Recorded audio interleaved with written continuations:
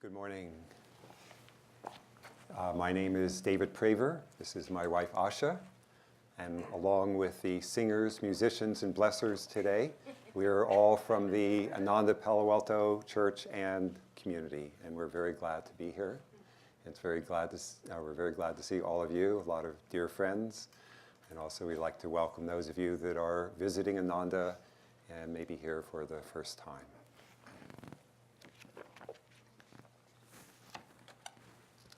Topic of our service and reading today is, who are true Christians? Truth is one and eternal. Realize oneness with it in your deathless self within. The following commentary is based on the teachings of Paramahansa Yogananda. Jesus Christ said in chapter 10 of the Gospel of St. John, "All that ever came before me are thieves and robbers, but the sheep did not hear them." Many Christians, not surprisingly, quote this saying in condemnation of other spiritual teachers, not only the Old Testament prophets, but also Buddha, Krishna, and others who lived before Jesus, as well as, by inference, any who came after him. Yet Jesus himself said in St. Matthew chapter 5, "Think not that I am come to destroy the law or the prophets. I am not come to destroy, but to fulfill." Nowhere do we find Jesus condemning or even gently criticizing other spiritual masters. His criticisms were reserved for worldly attitudes and for those hypocritical Pharisees who had allowed religion to become for them a pretense. Paramahansa Yogananda explained that the expression, "all that ever came before me," referred to those spiritual teachers who placed their egos and their self-importance ahead of the Christ consciousness, in the sense of drawing people's devotion to themselves and not offering it where alone it truly belongs, to God. Yogananda himself was very firm in this regard. For example, he never spoke of anyone as his disciple. Instead, he always insisted, they are God's disciples. God is the guru, not I. Ego is a way station on the soul's journey towards enlightenment. The soul is first trapped in lower bodily forms. Slowly it evolves to the human level, at which point self-consciousness appears. Only in human form can self-consciousness transcend material form altogether, including the lower identity of ego consciousness, and discover the true divine self within. Self-consciousness manifested as ego is an incentive to deliberate self-development. Later in the process of development, however, the ego becomes an obstruction. Inevitably, new spiritual aspirants do not emerge effortlessly from the vortex of ego consciousness. Desire must be offered up resolutely and ever more wholeheartedly on the altar of infinity. It is a gradual process, and few, even among those who seek to help others, are free of ego. If, however, their motive in teaching is not to serve, but to be served, they deserve a severe reprimand as Jesus gave them.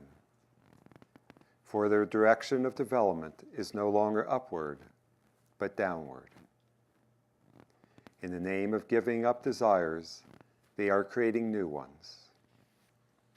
As it says in the Bhagavad Gita, in the 3rd chapter, verse 39, "Desire obscures even the wisdom of the wise. Their relentless foe it is, a flame never quenched. Intellect, mind, and senses, these combined are referred to as a seat of desire. Desire through them deludes and eclipses the discrimination of the embodied soul. O Arjuna, discipline your senses, and having done so, work to destroy desire, annihilator of wisdom and of self-realization. Give God the credit for everything you do. See Him as a true doer. Thus, through Holy Scripture, God has spoken to mankind.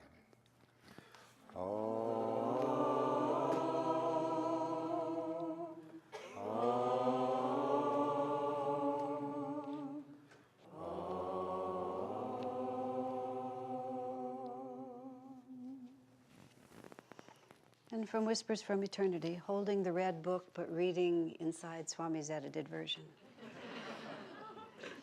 Satisfy my soul hunger. O all-pervading Spirit, the breeze of thy inspiration has removed every cloud from my heart. The firmament of my mind is now clear, purified. I behold only thee everywhere. The sunshine of thy joy spreads rapidly to the farthest shores of my being.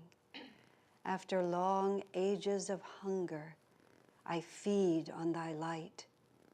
By thy grace, and by my constant wakefulness in thee, may this joy be mine forever, forever, and forever.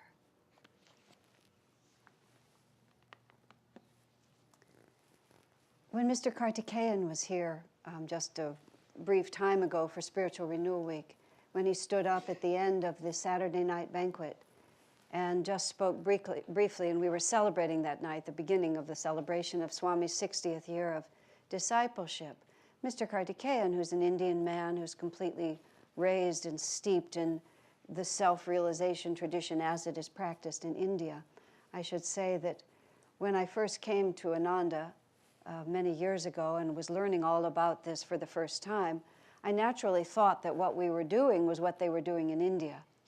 And then many years later, when I went to India, I saw that what Master had drawn out as self-realization, I put it this way, is about as Hindu as it is Catholic, which is you can kind of see fragments here and there, but you realize that it's, as he put it himself, it's not a new religion, but it's a new expression.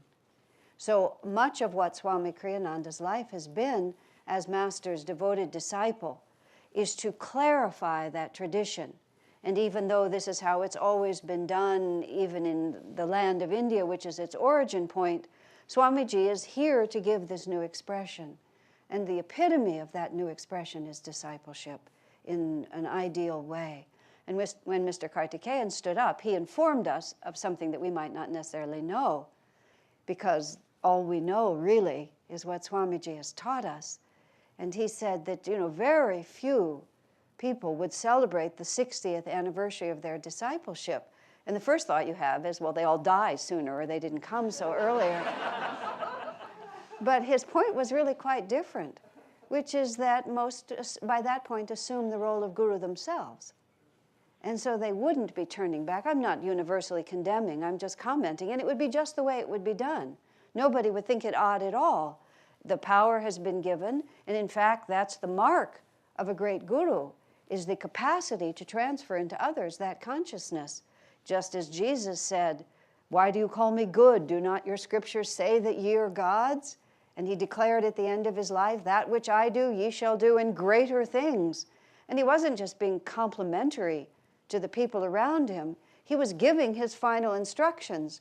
Don't think that you just stop at the point where you can say, "I'm a disciple," in that sense, and therefore leave everything else to someone else in the wrong consciousness. Just at the purification I was speaking about, the line we say where Master says, "Open your heart to me, and I will enter and take charge of your life," and encouraging us to really understand the profound implications of that. But to understand in the right way where the power the power comes to us, but then not being afraid to also say that through the grace of the Guru, this is what I have become. Swami tells us that Master and Rajasi often would have this little exchange. And Rajasi, of course, was fully realized, and Master would say to him, you know where your power comes from, never forget. And Rajasi would say, I know, Master, it comes from you. Isn't that extraordinary? Now, Kartikeyan was saying to us that here's Swamiji, after 60 years of discipleship, a world teacher in his own right. You know, hundreds of thousands of people look to him for inspiration. His books are in 100 countries. They're in 29 or 30 languages. Just think what that means.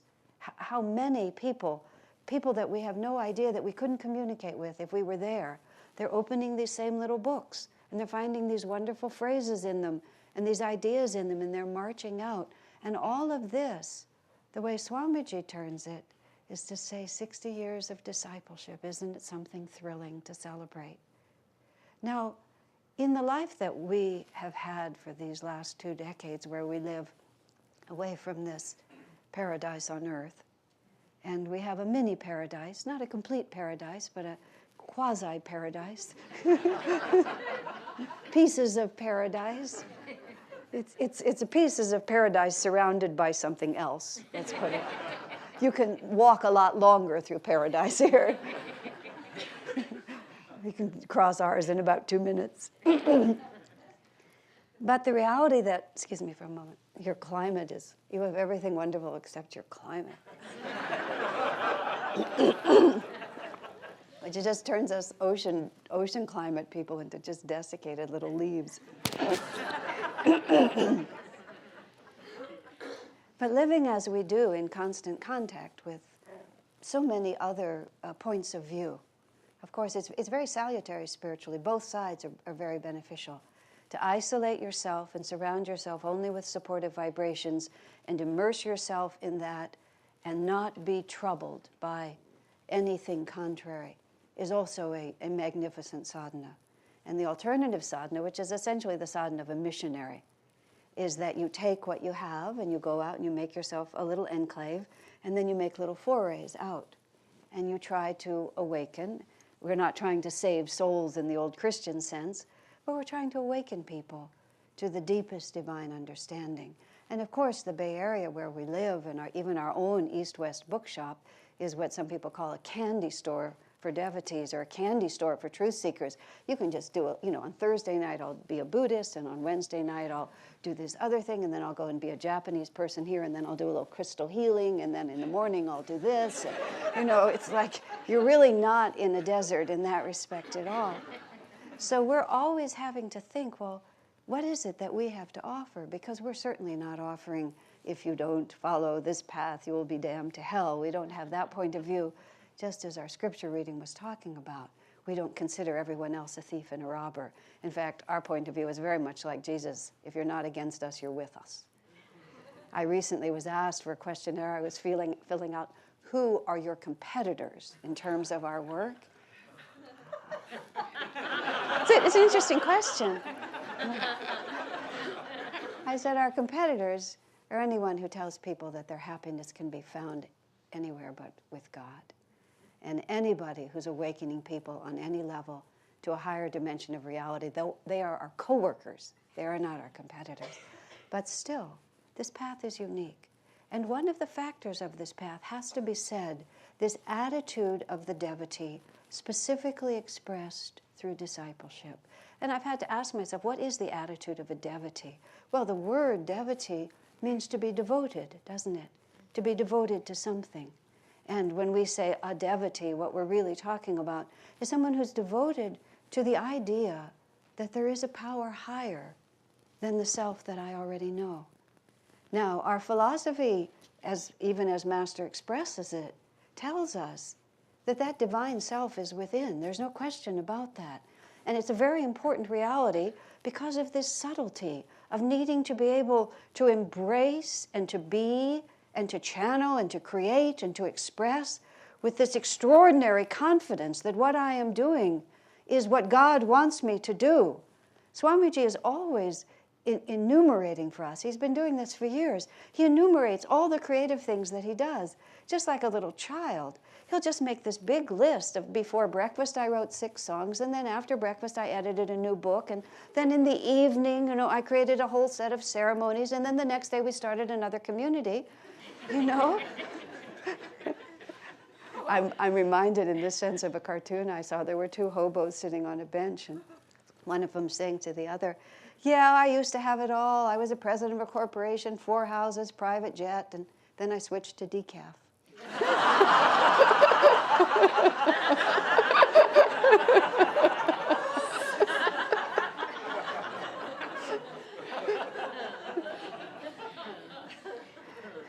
And Swamiji is always telling us those stories, not because he wants us, although the natural response is, wow, what a guy, But he's not doing it for that reason.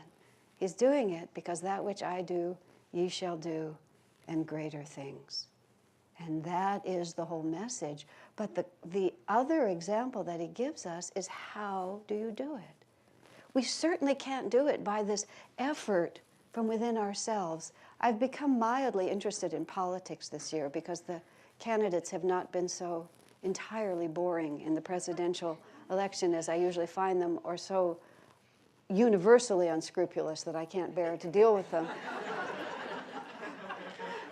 And just from the point of view of being an orator, which a public speaker and a writer, I'm just interested in the words they use.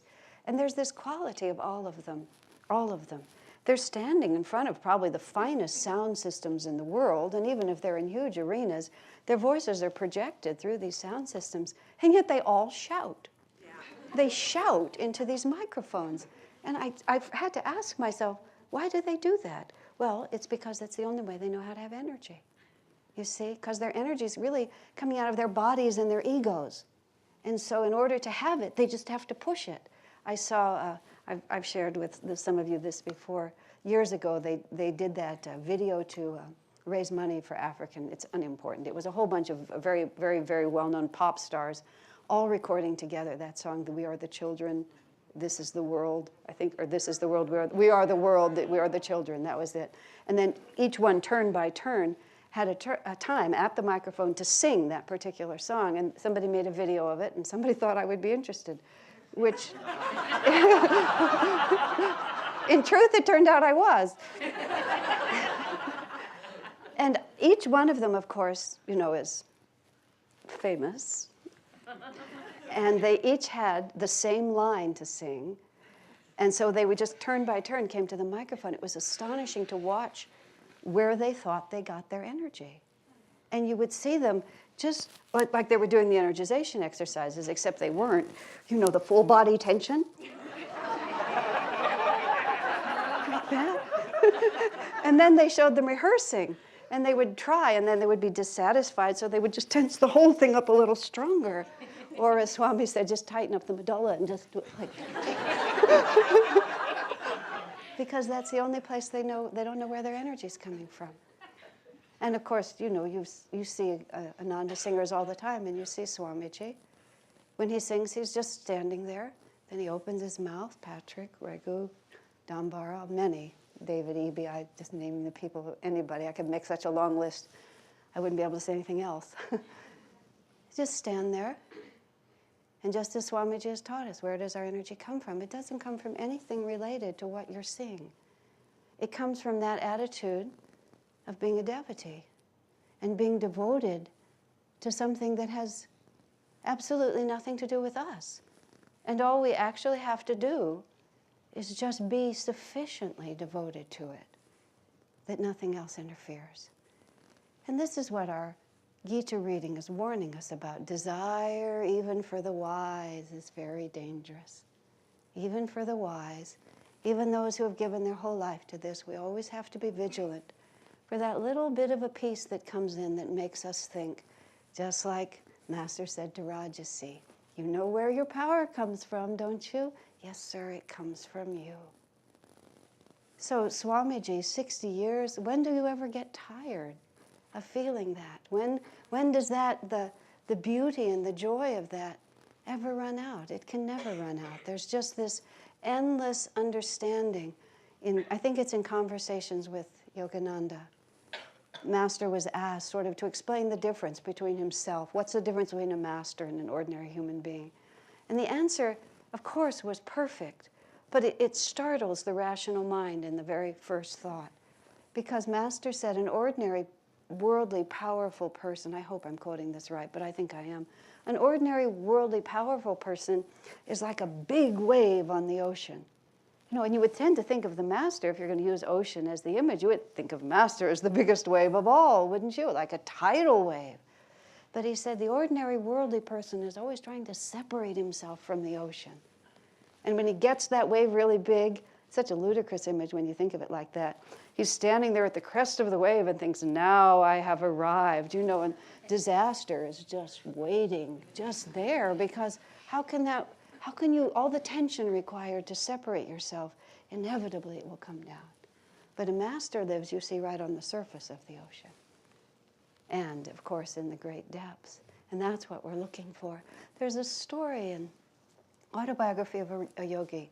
Every sentence of that book has a whole lesson in it.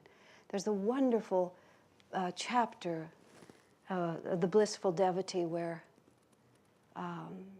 Master is talking about his devotion to Master Mahashaya. And Master Mahashaya was a devotee of Sri Ramakrishna, a pure and beautiful divine line, but a slightly different line of gurus, a different line of gurus than this one. And Master was so devoted to Master Mahashaya that he actually asked him, are you my guru? It's just an interesting just little touch there. Master, of course, was acting out a divine leela for our benefit. He, of course, knew, as Swamiji said, he'd seen the movie already. But when you see a movie for the second time, you pretend you don't know the plot. So he asked Master Mahashaya, are you my guru? And Master Mahashaya said, no, your guru will come later. But Master says in there that he was so inspired by Master Mahashaya that sometimes he would roll in the dust on the road where Master Mahashaya had walked. Now just think about that. He wouldn't be doing that to impress anyone. He wouldn't be doing that even for his own self-discipline. He would just feel such exquisite expression of God that even where he put his foot on the road, the dust had become sanctified, and Master stretched his body out in that dirt and rolled in that dirt. Just, your mind can hardly go there. But isn't it something absolutely exquisite to contemplate? To be so conscious of the true divine forces in this world that spontaneously we lose connection with every ego-based idea. I'm going to get dirty. I'm going to look foolish. You know, all the things that would happen, all that you see is the light of this great soul expressed there, and I want to be in that light. Now, this is what it really is to be a devotee. This is what it really is to be a disciple. And that great power that Swamiji can put forth, when he wrote The Essence of Self-Realization, when Swamiji wrote it, David and I had just built the little house that's the guest house over at Crystal Hermitage. We had just moved into it. And his house, Swami's house, was being remodeled. It was one of the stages of complete rebuilding, and his bedroom was a complete wreck. We'd been in our house about a week. And someone said, well, Swami, you can't really concentrate in your house. And they said, David and Asha would be happy to trade houses with you. I have to say, I wasn't. And Swami said, no, we can't do that. He could feel it inside of me. No, I couldn't do that. Everyone else said, oh, yes, they'd be happy. I just said, But I said not a word, and Swami refused. But then I meditated on it, and then the next day I came back and I said, you will move into our house. He still said no. I said, yes, you will move into our house. And then just to make it exquisite, just to finish the story, his room was then in where the recording studio is, in that area. It was before they'd built the apartment. And it was actually, it was a hole. It was sort of a cave, but it was a decent place to live in. But we went off on a lecture tour to somewhere else, And while Swami moved into our house while we were gone, the pipes burst. So the whole thing flooded, the carpet was ruined, and it just became a furniture warehouse room in which there was one little carpet. And we had a bed and a carpet. I mean, it was absolutely exquisite. It was a wonderful experience, you know. We were perfectly happy. The stove didn't work. It was, you know, winter, and it was great. And then Swami sat in that guest house. One of the reasons this house is so sacred, he wrote the oratorio there, and he wrote Essence of Self-Realization. But while he was writing the Essence of Self-Realization, of course, normally he writes on a computer because his mind is very facile. And the wonderful thing about a computer, or even an electric typewriter, is that you can keep up with your own thoughts. The power went out. There was a huge snowstorm, and as you all know better than I, this is one of the great advantages of where we live, is that when it rains, you still have power. And it never snows, but it snowed up here, and all the power went out for like a week or 10 days.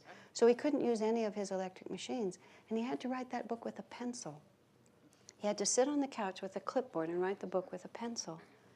And then afterwards, he said it was divinely intended, because he had many notes of Master's words, but since he did that book by subjects, he had to be able to fill things out, and sometimes he didn't have quite a few notes, and he would have to remember.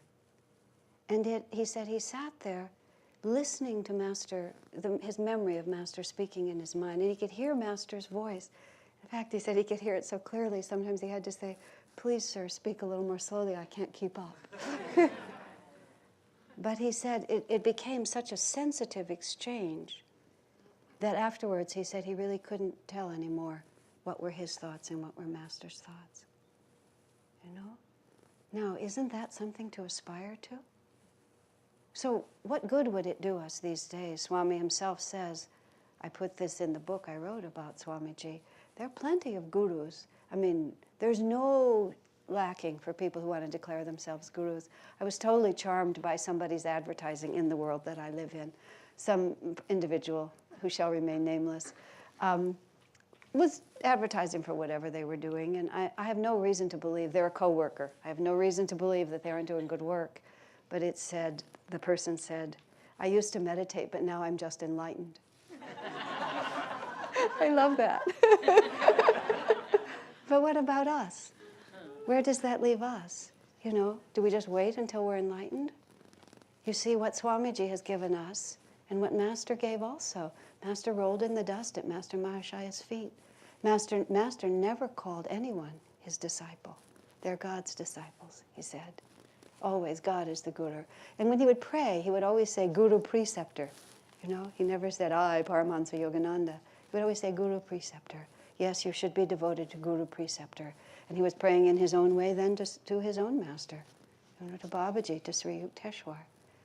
But what Swamiji then has offered us is he's shown us a lifetime of endless discipleship, of endless being of a devotee.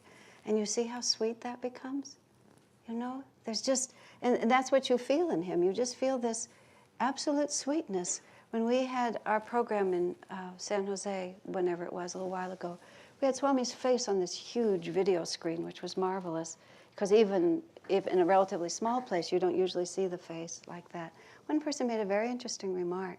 He said afterwards, Swami just looked like there was not the slightest tension on his face or sense of, like the politicians, now I'm in front of a big audience and I have all this. He was just sitting there. They felt like he could have just stopped speaking and just sort of gone and had breakfast just as casually. And that's not to say that his consciousness was diminished. It was just the opposite, is that elevated state of surrender, once one enters into it, why would you leave it? What a picture that is, isn't it? And there it is for all of us.